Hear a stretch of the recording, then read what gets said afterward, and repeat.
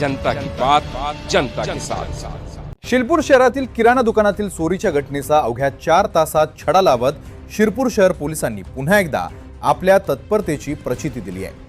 अत्याधुनिक तंत्रज्ञान, गोपनीय माहिती आणि वेगवान तपासाच्या जोरावर पोलिसांनी 2 आरोपींना जेरबंद करत चोरीस गेलेली 14,000 रुपयांची संपूर्ण रोकड हस्तगत केली।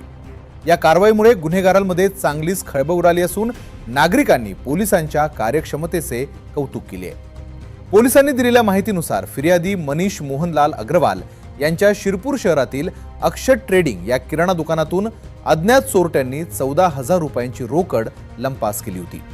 या प्रकरणी शिरपूर शहर पोलीस ठाण्यात गुन्हा दाखल करण्यात आला होता। गुन्हा दाखल होताच पोलीस निरीक्षक किशोर कुमार परदेशी यांनी तपासाची सूत्रे स्वतः हाती घेतली।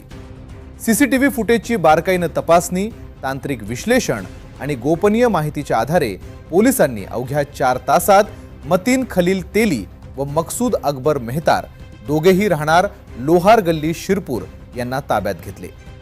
कसून चौकशीत आरोपींनी चोरीची कबुली दिल्यानंतर त्यांच्याकडून चोरीस गेलेली 14,000 रुपयांची रोकड जप्त करण्यात आली।